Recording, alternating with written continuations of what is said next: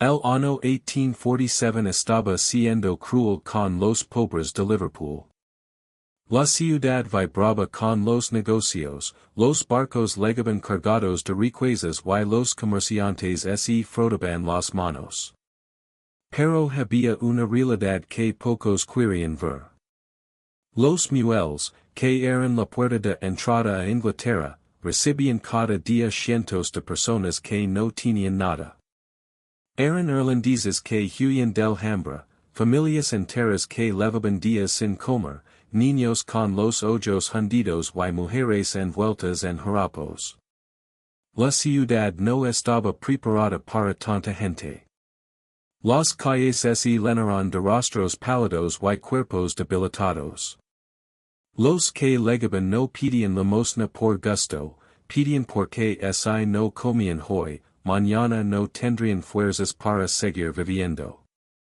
Los liverpulianos que habían nacido allí miraban con recelo a estos recién llegados. Les parecían extraños, hablaban distinto, olían distinto, y lo peor de todo, no tenían donde caerse muertos. Y eso último no era una exageración. No tenían donde caerse muertos literalmente. Los irlandeses se instalaron donde pudieran. En sótanos inundados, en paseos estrechos, en habitaciones sin ventanas donde dormían 20 personas en el suelo. Los caseros, sinvergüenzas sin corazón, alquilaban cualquier hueco por unos pocos peniques. Daba igual que no hubiera agua limpia en el retreat. Daba igual que el suelo estuviera mojado y el techo se cayera a pedazos. El negocio era el negocio. Y mientras los pobres se amontonaban en las calles más sucias de la ciudad, los ricos seguían con su vida. Pasaban junto a ellos como si fueran piedras, sin verlos, sin querer verlos. Pero había algo que no podían ignorar por mucho que lo intentaran. El olor. Un olor dulzón que se pegaba en la garganta. Un olor que entraba por las ventanas de las casas elegantes y se colaba en los sueños de los que dormían en camas limpias.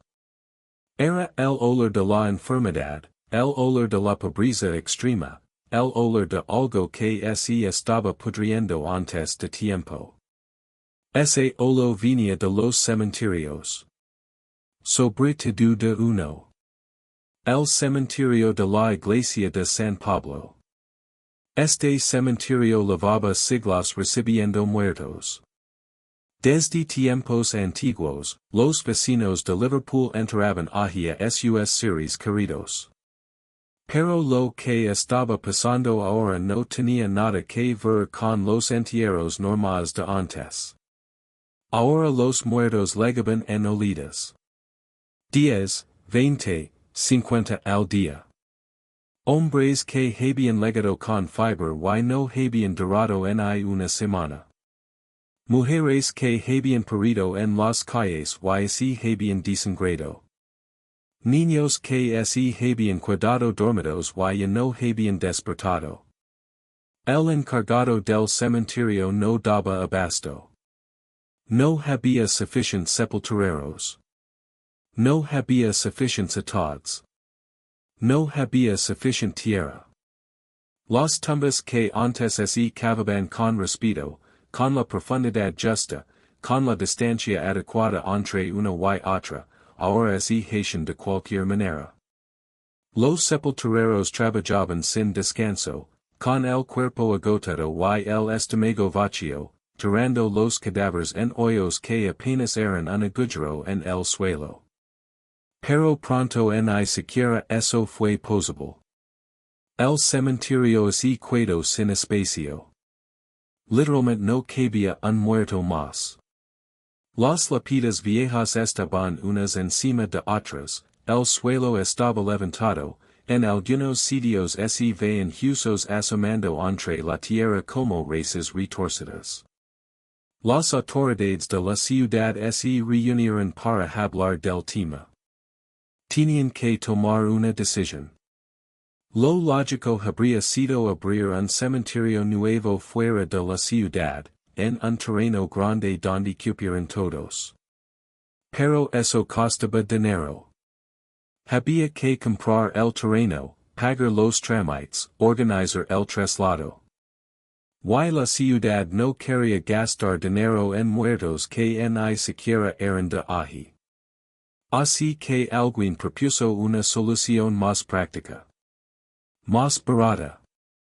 Más cruel. Solo tenían que aprovechar mejor el espacio que ya tenían. Los sepultureros recibieron órdenes nuevas. Cuando cavaron una tumba nueva, no tenían que parar al encontrar los restos de antes. Tenían que seguir cavando. Tenían que romper los ataúdes viejos, apartar los huesos, aplastarlo todo contra el fondo. Luego, sobre esa capa de restos antiguos, podían poner los cuerpos nuevos. Y encima, un poco de tierra para tapar el asunto. Así funcionó durante meses. Capa sobre capa sobre capa. Los muertos de antes, los que habían sido enterrados con dignidad en sus cajas de madera, fueron destrozados para hacer sitio a los recién legados. Los huesos de abuelos que habían vivido en Liverpool toda su vida se mezclaron con los de los irlandeses muertos de hambre. Nadie preguntó si eso estaba bien. Nadie se paró a pensar si los muertos merecían un poco de respeto. Los sepultureros hacían su trabajo en silencio, con el pañuelo en la boca para aguantar el hedor. Porque el hedor era cada vez peor. Al remover la tierra vieja, los olores que habían estado guardados durante décadas salían de golpe. Era como si la tierra estuviera vomitando todos sus secretos podridos. Los vecinos de las calles cercanas ya no podían más. No podían abrir las ventanas. No podían tender la ropa. El olor se metía en la comida, en la ropa, en los pulmones. Los niños se despertaban por la noche llorando sin saber por qué. Los mayores sabían perfectamente por qué. Era el olor de la muerte. Demasiada muerte junta. Pero el negocio de la ciudad seguía. Los barcos seguían llegando. El dinero seguía moviéndose. Los ricos seguían sin mirar a los pobres. Y los muertos seguían amontonándose bajo tierra, esperando el momento en que ya no pudieran ser ignorados. Ese momento estaba más cerca de lo que nadie imaginaba. Los días de lluvia eran los peores. El agua se filtraba en la tierra removida, la ablandaba, la hacía más pesada. El cementerio de San Pablo, con todas esas capas de cuerpos medio enterrados, se había convertido en una esponja gigante de podredumbre. El suelo ya no era tierra firme. Era una mezcla inestable de barro, madera podrida y restos humanos. Los sepultureros notaban que el terreno se movía bajo sus pies. A veces, al cavar, sentían que el suelo cedía, como si fueran hunders. Pero seguían cavando porque era su trabajo y porque si no lo hacían ellos, no lo haría nadie. Y entonces pasó. Un día de tormenta, con el agua cayendo sin parar desde la mañana, el suelo del cementerio dijo basta. No pudo aguantar más peso. No pudo retener más agua. Simplemente se hundió. Pero no se hundió hacia dentro. Se hundió hacia fuera. El muro que separaba el cementerio de la calle no pudo contener la presión de toda esa tierra empapada y sitio. Una avalancha de barro y restos se deslizó hacia la calle, levandos por delante los adoquines, rompiendo el suelo como si fuera papel mojado. Cuando la gente salió de sus casas para ver que había pasado, se encontraron con un espectáculo que nunca podrían olvidar. En medio de la calle, donde antes se podía caminar tranquilo, ahora había un agujero negro. Un hoyo profundo del que salía un olor tan fuerte que algunos vomitaron nada más acercarse. Y dentro del agujero, entre el barro y los escombros, se ven cosas que no deberían estar allí. Huesos largos, blancos, algunos todavía con jirones de ropa podrida. Cráneos con las cuencas vacías mirando al cielo. Trozos de ataúdes, tablones cavados, herrajes oxidados. La ciudad había abierto la boca y estaba mostrando lo que escondía en sus entrañas. Los primeros en llegar se quedaron paralizados. No sabían qué hacer. Algunos dieron media vuelta y se encerraron en sus casas. Otros se acercaron con cuidado, como si el agujero pudiera tragarse también a los vivos. Los niños, esos que siempre miran donde no deben, se asomaron al borde y vieron lo que ningún niño debería ver. Huesos de otros niños, mezclados con los de los mayores, todos juntos en ese pozo sin fondo. Las autoridades llegaron horas después. Miraron el agujero, olieron el aire, escucharon las quejas de los vecinos. Y entonces hicieron lo único que sabían hacer. Mandaron taparlo. Llegaron hombres con palas y carretillas. Echaron tierra sobre los huesos, sobre los cráneos, sobre los ataúdes rotos. Cubrieron todo con una capa gruesa de tierra limpia traída de fuera. Y encima volvieron a poner adequines, los mismos adequines de antes, bien colocados, como si nada hubiera pasado. En unos días, la calle volvió a ser calle. La gente volvió a pasar por encima sin saber lo que había debajo. El olor tardó más en irse, pero al final también así fue, o tal vez la gente se acostumbró. El cuerpo se acostumbra a todo, incluso al hedor de la muerte. Pero los que vieron el agujero aquel día no lo olvidaron nunca. Lo contaron a sus hijos, y sus hijos lo contaron a los suyos. La historia del agujero negro de Liverpool pasó de generación en generación, como esas leyendas urbanas que la gente cuenta medio en broma, medio en serios. Y mientras la historia se contaba, los muertos seguían allí abajo, esperando. Esperando el día en que alguien volviera a destaparlos. Esperando el día en que la ciudad tuviera que mirarlos de nuevo a la cara. Ese día tardaría más de 150 años en llegar. Pero cuando llegó, los huesos seguían allí, exactamente donde los habían dejado. Como si el tiempo no hubiera pasado. Como si aquel agujero negro de 1847 siguiera abierto, esperando a que alguien se atreviera por fin a mirar dentro, los meses pasaron y la ciudad intentó seguir adelante como si nada.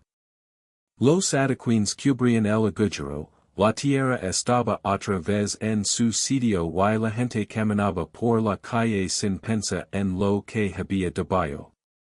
Pero el problema no había desaparecido. Seguía allí, creciendo, pudriéndose, esperando.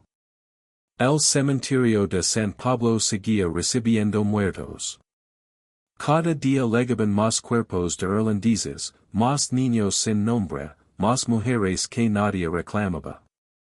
Los sepultureros seguían haciendo su trabajo a escondidas, enterrando unos cuerpos encima de otros, rompiendo los ataúdes viejos para meter los nuevos.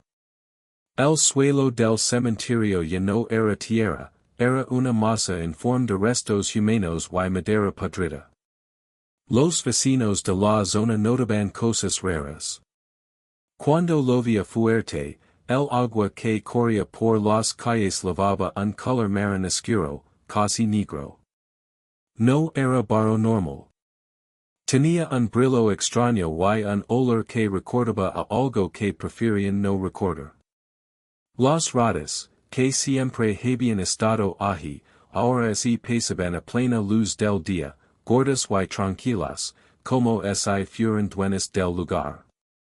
Los niños que jugaban cerca del cementerio a veces volvían a casa con cosas en los bolsillos.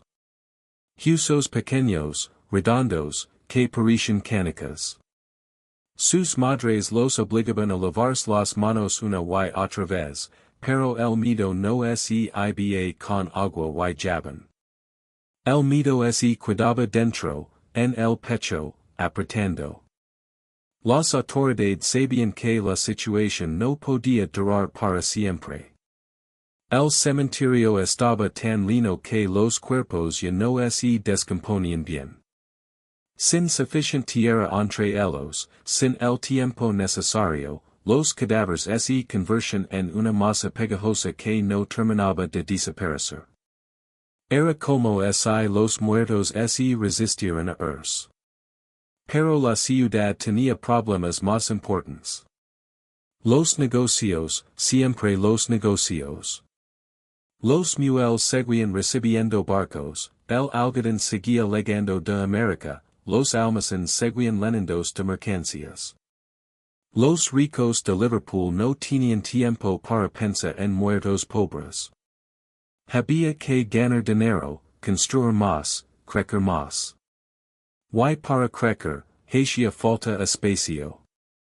El cementerio de San Pablo ocupaba un terreno céntrico, valioso. Un lugar perfecto para construir algo útil, algo que diera dinero. Una iglesia vieja y un cementerio desbordado no eran el mejor uso para ese suelo. Así que empezaron a surgir voces que pedían un cambio. Que trasladaran los restos, que limpiaran la zona, que hicieran algo con ese pedazo de tierra que olía tan mal. Pero, trasladar los restos a donde? ¿Quién pagaría por descender a miles de personas y llevarlas a otro sitio? ¿Quién quería ese trabajo? Nadie. Así que la idea se fue quedando en el aire, como los malos olores, sin llegar a concretarse nunca.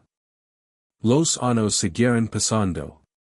La hambruna irlandesa fue quedando atrás, aunque sus efectos durarían para siempre. Los irlandeses que sobrevivieron se quedaron en Liverpool, formaron familias, construyeron barrios. Sus hijos ya no hablaban con acento irlandés, eran de Liverpool, aunque los siguieron mirando raro. Pero los que no sobrevivieron, los que quedaron enterrados en San Pablo, esos nunca pudieron irse a ningún lado. En 1867, 20 años después del Gran Derrumbe, las autoridades tomaron una decisión definitiva. La iglesia de San Pablo llevaba años sin usarse, vacía, cayéndose a pedazos. Nadie quería rezar rodeado de ese cementerio, con ese olor, con esa sensación de que los muertos escuchaban las oraciones. Así que decidieron derribarla. Los obreros que llegaron para el derribo sabían lo que había debajo. Todos en Liverpool lo sabían. Pero el trabajo es trabajo, y había que hacerlo. Derribaron las paredes de piedra, quitaron el tejado, dejaron el solar vacío. La iglesia desapareció, pero el cementerio siguió allí, debajo, esperando. El solar se quedó vacío durante años. La hierba creció, luego la cubrieron con grava, luego volvió la hierba. Los vecinos lo usaban para tender la ropa, para que llegaran los niños, para guardar cosas. Pero todos sabían lo que había bajo sus pies. Cuando cavaban para plantar algo, siempre aparecen huesos. Huesos pequeños, huesos grandes, a veces cráneos enteros que miraban con sus cuencas vacías. Con el tiempo, la ciudad cambió. Liverpool creció, se modernizó, se llenó de edificios nuevos. La zona donde había estado San Pablo se volvió comercial, céntrica, importante. Los viejos solares se vendieron, se compraron, se revendieron. Y un día, alguien tuvo una idea genial. Construir allí el edificio más grande y lujoso de la ciudad. Un palacio de hierro y cristal donde la gente pudiera comprar, pagar, divertirse. Un lugar que demostrara lo lejos que había llegado Liverpool. Lo llamaron el Grande. Y fue, efectivamente, grande. Cuando empezaron las obras, los constructores sabían lo que había debajo. Pero hicieron como que no. Echaron toneladas de tierra nueva, la apisonaron bien, y sobre ella levantaron el edificio. Columnas de hierro, suelos de madera brillante, escaparates linos de mercancías caras.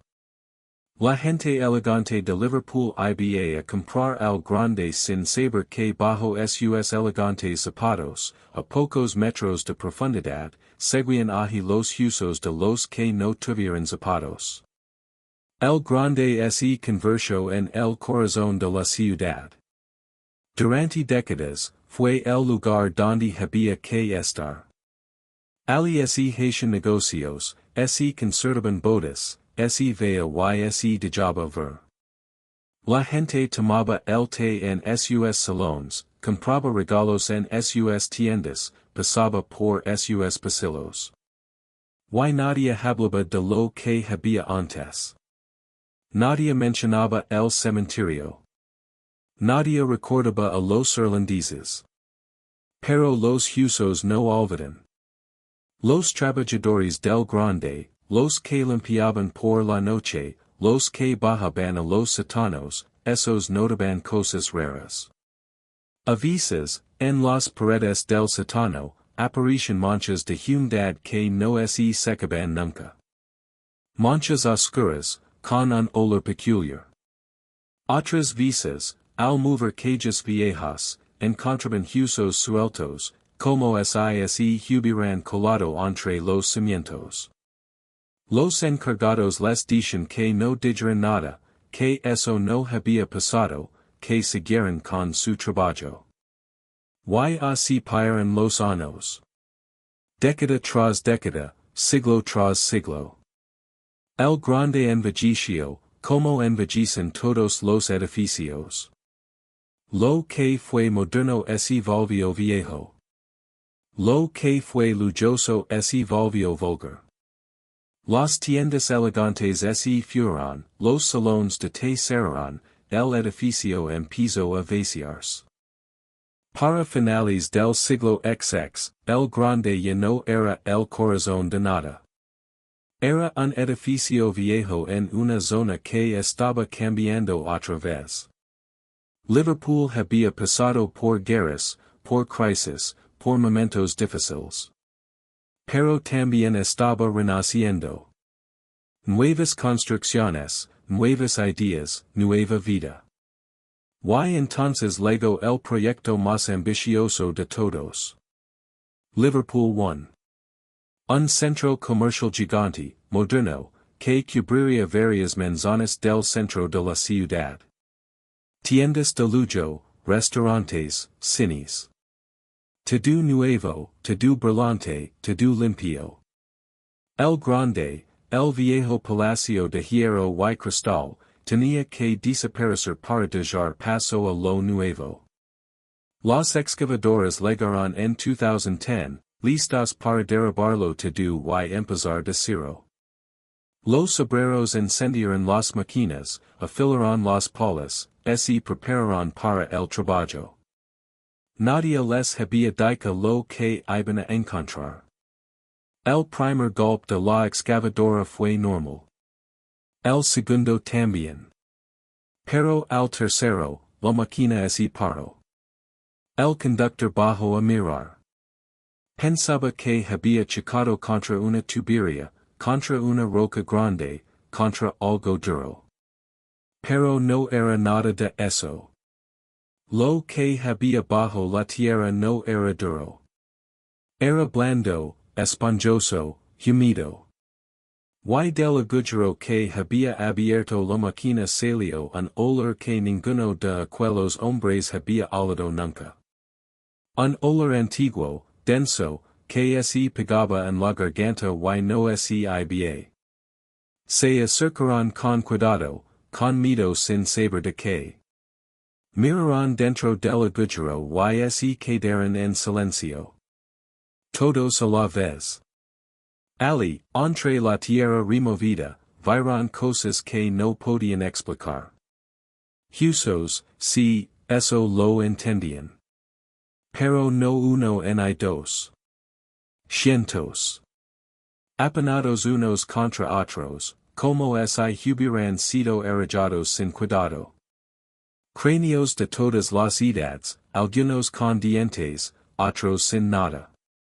Costillas, piernas, brazos, todo mezclado, todo junto.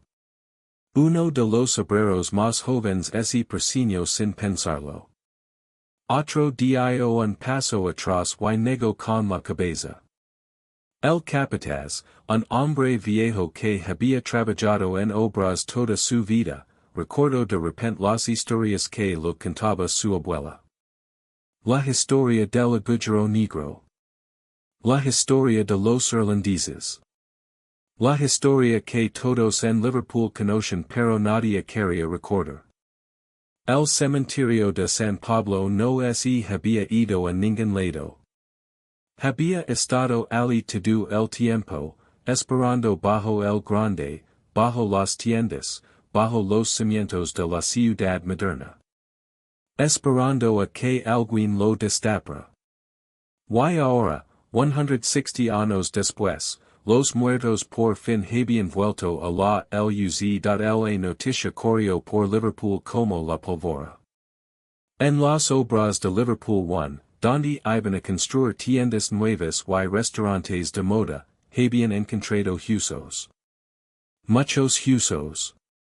Demasiados huesos. Los periódicos locales legaron los primeros, con sus cámaras y sus libretas, buscando la foto que vendería ejemplares. Los vecinos se acercaron también, algunos con curiosidad, otros con respeto, unos pocos con lágrimas en los ojos recordando historias de sus abuelos. Las autoridades pararon las obras de inmediato. No podían seguir construyendo como si nada cuando debajo había algo así. Llamaron a los arqueólogos, a los forenses, a los expertos en restos humanos.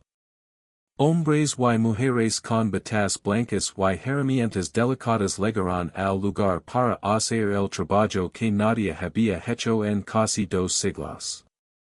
Los arqueólogos empezaron a cavar con cuidado, con cepillos pequeños y palas de mano. No querían dañar lo que encontraron.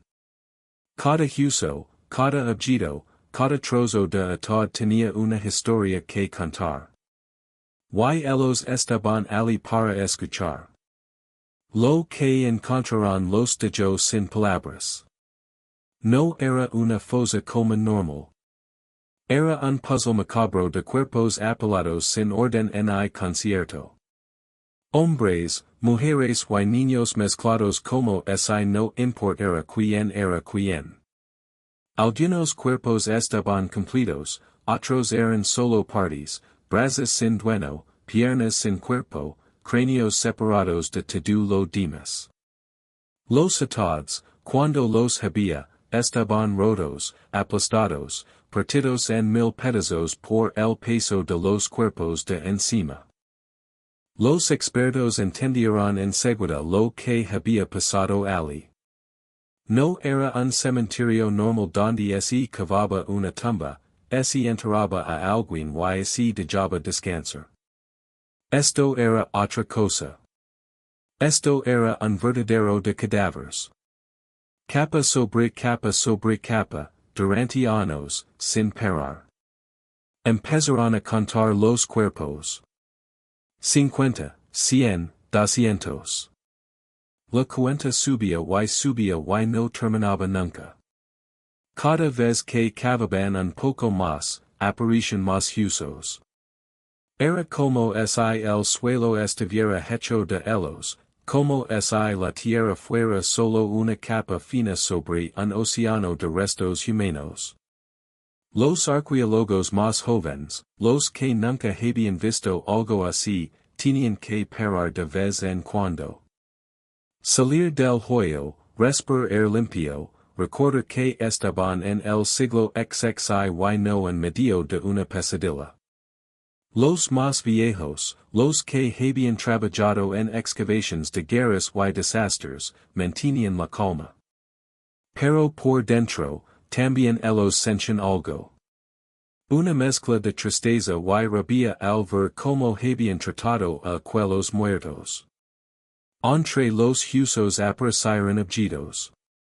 Botones de metal, restos de ropa podrida, algún que otro anillo de latinía negro por el tiempo.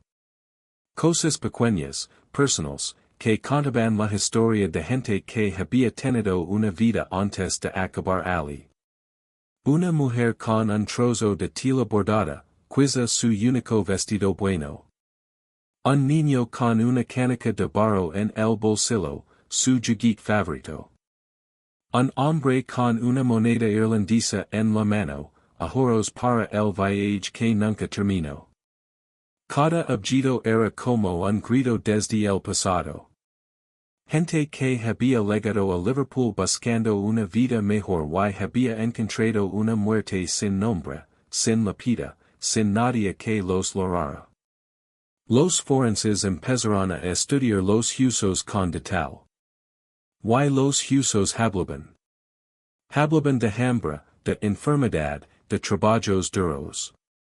Las marcas en los dientes contaban de niños que no habían comido lo suficiente, que se habían quedado pequeños, débiles. Los huesos de las piernas mostraban caminadas interminables, kilómetros andados con los pies hinchados y el estómago vacío. Las costillas guardaban la marca de tosas interminables, de pulmones destrozados por el tifus y el cólera. Había también señales de violencia. Huesos rotos que no habían llegado a soldar bien. Cráneos con golpes. Gente que había sufrido antes de morir, que había peleado por su vida y había perdido. No era una muerte dulce, tranquila, en la cama. Era muerte de calle, de hambre, de desesperación. Los arqueólogos trabajaron durante meses. El solar es lleno de tiendas blancas, de luces patentes para trabajar de noche, de mesas donde limpiaban y clasificaban los huesos. La ciudad entera miraba. La gente pasaba despacio, miraba el agujero, leía los carteles que explicaban lo que estaban encontrando. Algunos loraban. Otros rezaban. Muchos simplemente se quedaban quietos, mirando, pensando. Una mujer mayor se acercó un día a los arqueólogos. Dijo que su familia llevaba generaciones en Liverpool, que su tatarabuela había llegado de Irlanda en 1847. Que siempre habían contado en su casa que la bisabuela había perdido a 3 hermanos en el viaje o al llegar. Que nunca supieron dónde estaban enterrados. Preguntó si podía mirar, si podía acercarse, si podía rezar por ellos. Los arqueólogos la dejaron pasar. La mujer se quedó un rato de pie al borde del hoyo, con las manos juntas, los labios moviéndose en silencio. Luego se fue sin decir nada, pero todos los que la vieron supieron que ese momento lo recordaría siempre. Casos como el de esa mujer hubo muchos. Liverpool había sido la puerta de entrada para cientos de miles de irlandeses. Casi todas las familias de la ciudad tenían algún antepasado que había legado yendo del hambre. Y casi todas esas familias habían perdido a alguien por el camino. Ahora, por fin, sabían dónde estaban. Los historiadores se sumaron al trabajo. Revisaron archivos antiguos, documentos del ayuntamiento, registros de la iglesia. Encontraron cartas de vecinos quejandos del header en 1847. Encontraron órdenes del ayuntamiento autorizando los entierros de emergencia. Encontraron listas de nombres, cientos de nombres, irlandeses en su mayoría, muertos en los muelles, en las calles, en los sótanos donde vivían. Pero también encontraron lo que no estaba escrito. Los silencios. Los vacíos. Los cuerpos que nunca fueron registrados porque nadie sabía su nombre. Los niños que murieron sin ser bautizados, sin dejar rastro, sin que nadie los lograra. Esos también estaban allí, en la fosa, mezclados con los demás. Uno de los hallazgos más duros fue el de los niños. Había cientos. Huesos pequeños, frágiles, que se rompían con solo tocarlos. Dientes de leche mezclados con la tierra. Cráneos diminutos que cabían en la palma de una mano. Habían muerto de hambre, de frío, de enfermedades que hoy se curan con una pastilla. Pero entonces no había pastillas. Entonces solo había sufrimiento. Los arqueólogos los trataban con un cuidado especial. Cada hueso de niño era envuelto por separado, etiquetado, tratado con el respeto que no tuvieran en vida. Algunos no podían evitar pensar en sus propios hijos, en sus sobrinos, en los niños que conocen. Y preguntaban cómo había sido posible. Cómo una ciudad había permitido que eso pasara. Pero también había historias de esperanza entre los huesos. Un cráneo de adulto con los dientes desgastados de masticar pan duro, pero sin señales de hambre extrema. Alguien que había sobrevivido, que había vivido años después de llegar, que había formado una familia. Hasta que un día, por una enfermedad o por vejez, había acabado también en la fosa. Pero había vivido. Había peleado. Había ganado, de alguna manera. Esos huesos también contaban la historia de Liverpool. Una ciudad cruel, sí, que había tratado mal a los que llegaban. Pero también una ciudad que había acogido a esos mismos irlandeses, que les había dado trabajo cuando lo hubo, que los había convertido en liverpulianos con el tiempo. Los huesos eran el testimonio de todo eso. Del sufrimiento y de la supervivencia. Del horror y de la esperanza. Meses después, cuando terminaron de excavar, los arqueólogos hicieron un recuento final. Más de 1200 cuerpos habían aparecido en ese solar. Pero sabían que no eran todos. El cementerio de San Pablo había sido más grande. Bajo las calles, bajo los edificios vecinos, bajo el asfalto y las aceras, seguían dimiendo miles más. Los que habían encontrado eran solo una parte, los que el azar de las obras había sacado a la luz. Ahora tenían que decidir qué hacer con ellos. Los huesos no podían quedarse en cajas para siempre. Había que darles un destino digno, un lugar donde descansar de verdad. La ciudad que los había tratado mal en vida tenía la oportunidad de hacer algo bien después de muertos. Y mientras los expertos discusión y planaban, los usos esperaban. Como habían esperado siempre. Pacientes. Silenciosos. Guardando sus historias para quien quisiera escucharlas, los usos estaban sobre las mesas de los laboratorios, limpios y de tierra, clasificados por tipos, por edades, por historias. Los arqueólogos y forenses levaban meses trabajando con ellos, pero ahora llegaba el momento más difícil. Había que decidir qué hacer con todos aquellos restos. No podían quedarse guardados en cajas de plástico para siempre. Merecían algo mejor que el olvido. La ciudad se enfrentaba a una pregunta incómoda. ¿Qué se hace con más de 1200 cuerpos que nadie reclamó en su momento? No había familias esperando para llevárselos. No había descendientes directos pidiendo un entierro privado. Eran los muertos de todos y de nadie al mismo tiempo. Algunos propusieron volver a enterrarlos en el mismo sitio. Total, ali habían estado casi 2 siglos sin molestar a nadie.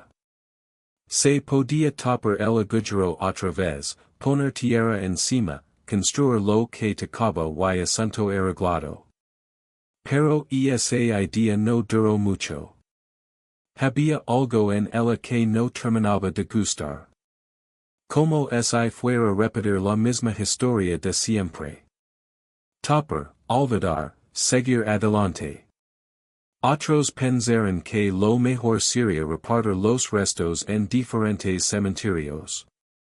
Unos aquí, otros allá, que descansen en paz en distintos lugares. Pero separarlos parecía también una falta de respeto. Habían estado juntos tanto tiempo, compartiendo fosa, compartiendo suelo, compartiendo el mismo destino. Separarlos ahora sería como borrar lo que fueron. La Iglesia Católica de Liverpool, la Anglicana, las autoridades de la ciudad, los historiadores, los vecinos, todos tenían opiniones diferentes. Hubo reuniones largas, discusiones, visas que parecía imposible llegar a un acuerdo. Mientras tanto, los usos seguían en las calles, esperando. Un grupo de ciudadanos empezó a moverse. Eran descendientes de irlandeses, gente que había oído las historias de sus abuelos y bisabuelos. Organizaron una campana para que los restos tuvieran un entierro digno. No querían grandes monumentos ni cosas caras. Solo querían que se reconociera lo que había pasado. Que se honrara a aquellos que habían sufrido tanto. Recayeron firmas, hablaron con los periódicos, se presentaron en las reuniones del ayuntamiento. Contaron sus propias historias, las de sus familias, como habían llegado a Liverpool con una mano delante y otra detrás. Como algunos parientes se habían perdido por el camino, sin dejar rastro. Ahora, por fin, tenían la oportunidad de cerrar ese círculo. Los arqueólogos también dieron su opinión. Explicaron que los usos contaban una historia importante, no solo de sufrimiento, sino también de supervivencia. Que merecían un lugar donde la gente pudiera recordarlos, conocerlos, entender lo que pasó. Que esconderlos otra vez sería como matarlos 2 veces. Después de meses de debates, se llegó a una solución. Los restos serían enterrados de nuevo en un cementerio de la ciudad, pero no de cualquier manera. Sería un entierro con todos los honores, con una ceremonia pública, con nombres se conocen, con el respeto que no tuvieron en 1847. Y encima de ellos, un monumento que contara su historia para que nadie la olvidara. El lugar elegido fue el cementerio de San James, en el sur de Liverpool. Un cementerio grande, antiguo, lleno de árboles y de paz. Ali había espacio para ellos, para estar juntos como siempre habían estado, pero ahora con flores y con visitas y con gente que sabría quiénes eran. Los preparativos levan meses. Hubo que construir un osario especial, un lugar subterráneo donde colocar todas las cajas con los huesos. Encima, una lápida grande, sencilla, con una inscripción que contaba la verdad. Aquí descansan más de 1200 víctimas de la gran hambruna irlandesa. Fallecidos en Liverpool entre 1847 y 1852. Recordemos su sufrimiento y honramos su memoria. Pero antes del entierro, los arqueólogos hicieron una última cosa. Algo que no estaban obligados a hacer, pero que sintieron que debían. Estudiaron cada cráneo, cada hueso, cada resto con atención, buscando algo que los hiciera únicos.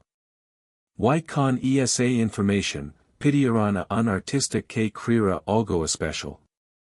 El artista trabajó durante semanas. Con arcilla, con pincels, con mucha paciencia. No podía devolverles la vida, pero podía devolverles el rostro. Eligió a tres, una mujer joven, un hombre mayor y un niño. Usó los cráneos como base y fue poniendo capa sobre capa de arcilla, reconstruyendo los músculos, la piel, los rasgos.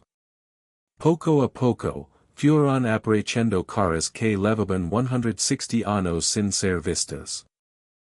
La mujer tenía pañuelos marcados, señales de hambre en los huesos. El hombre mayor mostraba una frente amplia y dientes gastados por el pan duro. El niño, el que más impresionó a todos, tenía la cara redonda de los pequeños, la nariz pequeña, los ojos grandes que ya nunca verían nada.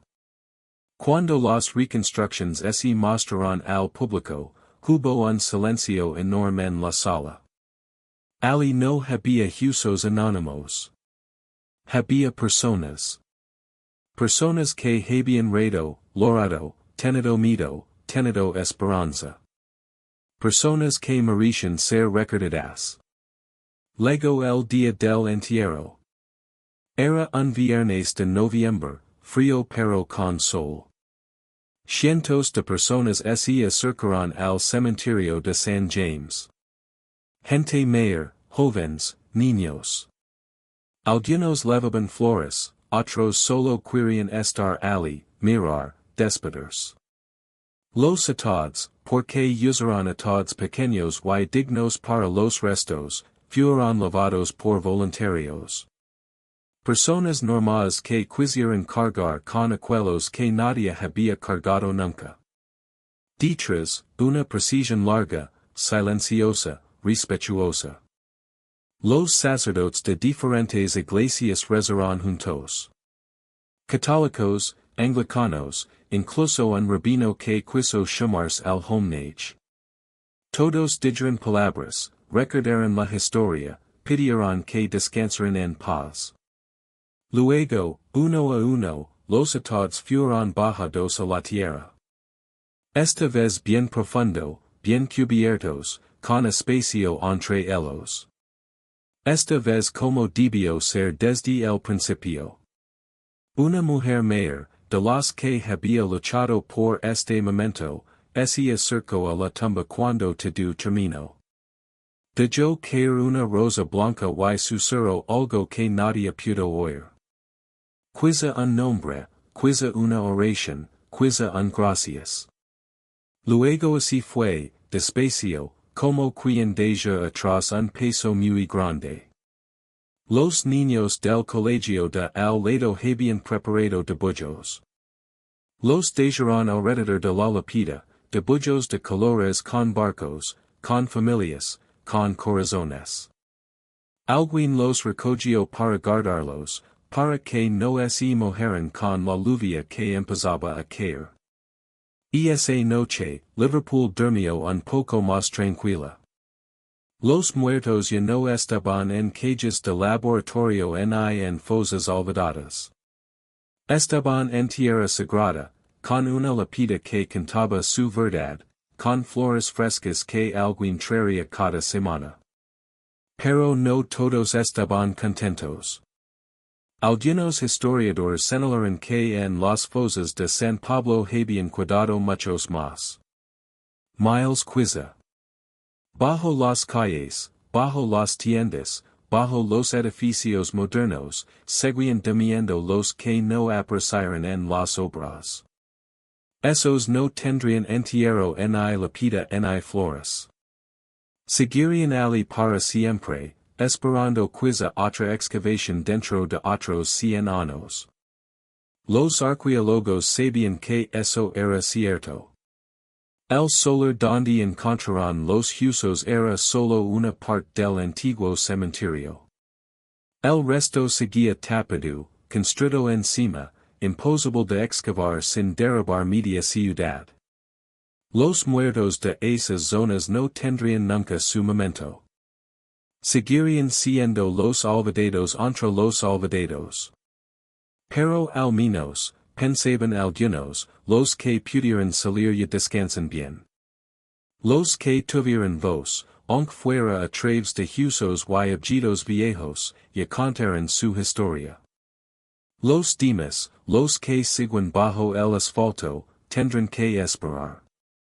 Como han esperado siempre. El monumento en San James se inauguró semanas después. Y es sencillo, como pidieron los vecinos.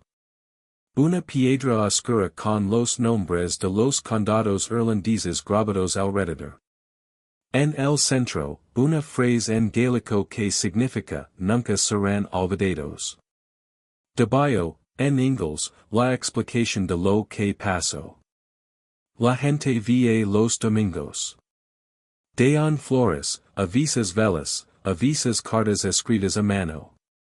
Cartas para gente que no conocieron, para ancestros que nunca existieron en sus árboles familiares, pero que de alguna manera sienten suyos.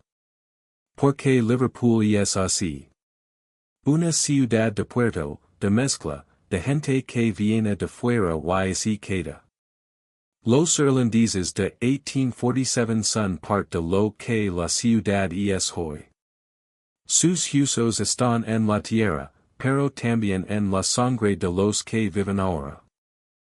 Los niños del colegio de al lado van de excursión al cementerio. Aprenden la historia, tocan la piedra, preguntan cosas. Los maestros les explican lo mejor que pueden. Les hablan del hambre, de los barcos, de los que no llegaron. Les dicen que hay que recordar para que no vuelva a pasar. Los niños asientan, aunque no entienden del todo. Pero algo así queda en ellos. Una semilla. En el lugar donde estuvo el cementerio de San Pablo, hoy hay tiendas y cines y restaurantes. La gente come hamburguesas y compra ropa justo donde antes había huesos. Pero así miran al suelo, en algunas partes hay placas de cristal. Si se agachan, pueden ver las piedras viejas de la iglesia. Los cimientos de lo que fue. Se fijan bien, quizá imaginan lo que hay debajo. La ciudad sigue viva. Sigue creciendo. Sigue construyendo sobre su pasado. Pero ya no puede decir que no lo sabe. Los huesos hablaron y la ciudad escuchó. Ahora, los muertos de 1847 tienen nombre, tienen cara, tienen un lugar donde la gente pueda ir a decirles que lo sienten. No devuelve la vida, no borra el sufrimiento. Pero algo es algo. El tiempo pasa. Las flores se renuevan. Las visitas continúan. Y los huesos, por fin, descansan. El cementerio de San James se fue llenando de visitantes con los años. No solo los familiares de aquellos irlandeses, sino también gente corriente, turistas, estudiantes. Todos querían ver el lugar donde descansaban los que un día fueron olvidados. La lápida oscura se fue cubriendo de pequeños objetos, piedras pintadas, conchas de mar, cartas dobladas bajo una piedra para que el viento no se las lavara. Una tarde de primavera, una mujer joven se acercó al monumento. Lavaba un cuaderno en la mano y un lápiz gastado. Se sentó en el banco de madera que habían puesto frente a la lápida y se quedó mirando las palabras grabadas en la piedra. Lavaba años oyendo hablar de aquel lugar, pero nunca había ido. Su abuela, la que lo contaba historias de Irlanda, había muerto hacía poco. Y ella sentía que necesitaba estar allí. La mujer se llamaba Aoife, nombre irlandés que su abuela había elegido. Su familia vivaba en Liverpool 5 generaciones, desde que su tatarabuelo legó yendo del Hambra. Siempre habían contado en casa que el tatarabuelo perdió a 2 hermanos en el viaje al legar. Nadie supo nunca qué pasó con ellos. Solo que no llegaron a América, que se quedaron en Liverpool para siempre. Aoife miró la lápida y pensó en esos 2 hermanos sin nombre. Podían estar allí, entre los más de 1200. O podían estar bajo alguna calle del centro, bajo alguna tienda, bajo algún edificio. No lo sabría nunca. Pero estar allí, en ese lugar dedicado a todos ellos, lo pareció suficiente. Sacó el cuaderno y empezó a escribir. No una carta, sino algo parecido a un diario. Quería contar lo que sentía, lo que pensaba, lo que lo hubiera gustado preguntar a aquellos antepasados que nunca conoció. Escribió sobre su abuela, sobre las historias que lo contaba, sobre las recetas que cocinaban juntas. Escribió sobre el viaje que hizo a Irlanda el año pasado, sobre la tierra de donde vinieron los suyos. Cuando terminó, arrancó las páginas y las dobló con cuidado. Las dejó junto a la lápida, con una piedra encima para que no volaran. Luego se quedó un rato más, en silencio, mirando el cielo que empezaba a nublarse. Antes de irse, tocó la piedra con la mano y dijo en voz baja, ya no están solos. Historias como la de Aoife se repetirán muchas veces. Gente que necesitaba un lugar donde dejar su dolor, su curiosidad, su respeto. El cementerio se convirtió en un sitio de peregrinación no oficial. No había misas ni ceremonias programadas, pero siempre había alguien. Siempre había flores nuevas. Siempre había una vela encendida en algún rincón. Los trabajadores del cementerio se acostumbran a verlos. A los que lloraban en silencio, a los que hablaban con la lápida como si fuera una persona, a los que dejaban objetos extraños. Una vez encontraron una gaita irlandesa apoyada en la piedra, con una nota que decía, para que bailen donde están. Otra vez apareció una foto de boda, una pareja joven sonriendo, con un mensaje detrás, gracias por aguantar para que nosotros pudiéramos estar aquí. Los historiadores siguieron investigando. Los archivos de Liverpool guardaban muchos secretos aún. Poco a poco fueron encontrando más listas de nombres, más registros de barcos, más documentos que hablaban de aquellos años terribles. Algunos nombres pudieron ser identificados, contrastados, confirmados. No muchos, unos pocos cientos. Pero cada nombre recuperado era una pequeña victoria contra el olvido. Los grabaron en placas pequeñas, de metal, y los colocaron alrededor de la lápida grande. Nombres simples, communes, Mary, Patrick, Bridget, John. Sin apellidos avisas, solo el nombre y el año. 1847, como si ese año lo dijera todo. Y quizá lo decía. Un anciano llegó un día con una libreta vieja, de las de tapas duras, amarillenta por los años. Dijo que era el diario de su tatarabuela, escrito cuando ella era joven. En sus páginas hablaba de la llegada a Liverpool, del hambre, del miedo. Y hablaba también de una hermana pequeña que murió a los pocos días de desembarcar. No sabía dónde la enterraron, solo que fue en un cementerio cerca del centro, en una fosa con muchos más. El anciano leyó algunas páginas en voz alta, para los que quisieran escuchar. La gente se fue acercando, formando un círculo a su alrededor. Leyó sobre el viaje en el barco, sobre la tormenta, sobre la comida que se acababa. Leo sobre la llegada al puerto, sobre las calles llenas de gente, sobre el frío que calaba los huesos. Y leo sobre la hermana, sobre cómo se fue apagando día tras día, sobre cómo la enterraron sin cura, sin ceremonia, sin nada. Cuando terminó de leer, el anciano cerró el libro y lo apretó contra su pecho. Alguien lo ofreció un pañuelo y él lo aceptó con una sonrisa triste.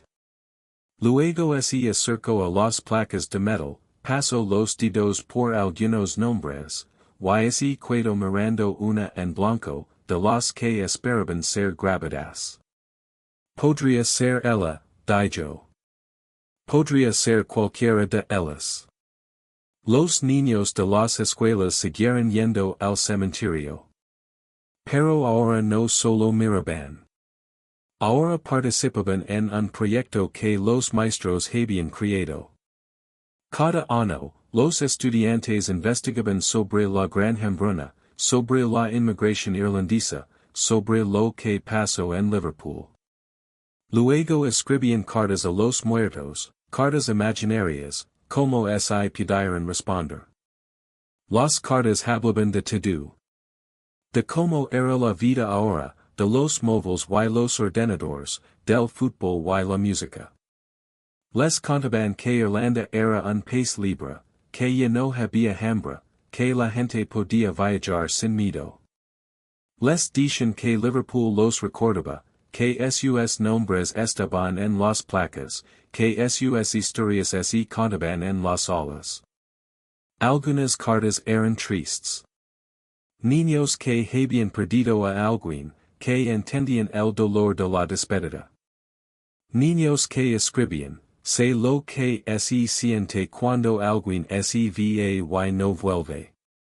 Otras eran alegres, llenas de dibujos y colores, como si quisieran alegrarles el día a aquellos que tanta oscuridad habían visto. Las mejores cartas se leían cada año en una ceremonia pequeña, junto a la lápida. Los niños nerviosos, con sus voces temblorosas, leyendo lo que habían escrito. Los padres orgullosos, los abuelos emocionados, los maestros con lágrimas que intentaban disimular. Y los muertos, siempre los muertos, escuchando en silencio desde donde estuvieran. Los arqueólogos que trabajaron en la excavación volvían de vez en cuando. Algunos se habían jubilado ya, otros seguían en activo en otros proyectos. Pero siempre encontraban un momento para pasar por San James, para ver cómo seguía todo, para recordar aquellos meses intensos en los que desenterraron la historia de su ciudad. Uno de ellos, el más veterano, solía decir, nunca había trabajado con tantos muertos. Pero tampoco nunca había sentido tan viva su presencia. Y era cierto. En cada huso, en cada objeto, en cada pequeño resto había habitado una vida.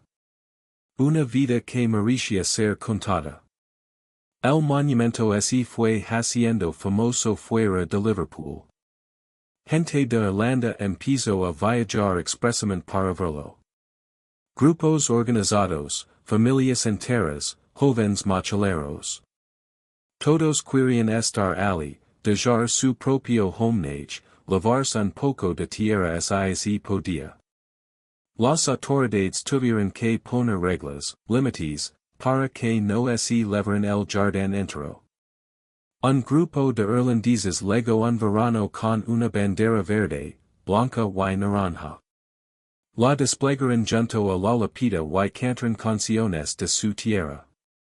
Canciones de cuna, canciones de despedida, canciones de esperanza. Los liverpulianos que pasaban por allí se pararon a escuchar. Algunos aplaudieron, otros se unieron, otros solo miraron en silencio. Por un momento, el cementerio pareció un pedazo de Irlanda en Inglaterra. Los periódicos locales cubrieron la escena. Al día siguiente, la foto de la bandera y la lápida salió en primera página. El titular decía, los que se fueron, los que se quedaron, todos juntos al fin. Y era verdad. La historia había cerrado un círculo. Los irlandeses que llegaron yendo, los que murieron sin llegar a nada, los que sobrevivieron y formaron familias, todos estaban representados allí. Pero la historia no había terminado del todo.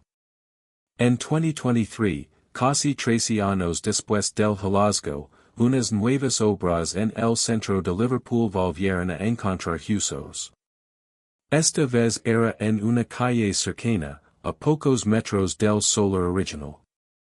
Los trabajadores, que conocen la historia, pararon las máquinas enseguida.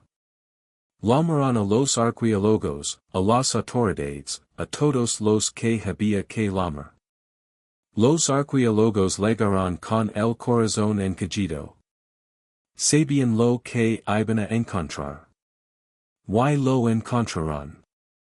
Otros 100 cuerpos, quizá más, en la misma situación. Apanados, sin orden, sin respeto. Los olvidados que seguían apareciendo. Esta vez la ciudad reaccionó distinto. No hubo debates largos ni discusiones interminables. Directamente se acordó que los restos irían a San James, al mismo lugar, al lado de los demás. Que tendrían el mismo entierro digno, la misma ceremonia, el mismo respeto. La lección estaba aprendida. Cuando los nuevos ataúdes llegaron al cementerio, los esperaba una multitud. Más gente que la primera vez. Carteles, flores, banderas irlandesas. Los niños del colegio habían preparado dibujos nuevos. Los vecinos habían traído comida para compartir después. Era casi una fiesta, pero una fiesta tranquila, de esas donde se lora y se ríe la vez. Uno de los viejos arqueólogos, el mismo de siempre, observaba la escena desde un banco. Alguien se sentó a su lado y lo preguntó, ¿crees que acabaremos encontrando más? Él se quedó pensando un rato y luego respondió, seguro que sí. La ciudad está llena de ellos. Pero ya no importa. Cada vez que aparezcan, sabremos qué hacer. Ya tienen un hogar. Y así sigue la historia hasta hoy. Liverpool crece, construye, cambia. Pero debajo de sus calles, los muertos de 1847 siguen allí. Algunos ya descansan en San James, con su lápida y sus flores. Otros esperan bajo el asfalto, bajo los cimientos, bajo las vidas que pasan por encima sin saberlo. Pero ahora la ciudad sabe. Ahora hay un lugar al que pueden ir ahora hay gente que los recuerda, que escribe cartas, que canta canciones. Ya no están solos. Ya no están olvidados. Wyong siguen saliendo huesos de la tierra durante años, décadas, siglos, Liverpool estará esperando. Con los brazos abiertos. Como debió hacer desde el principio.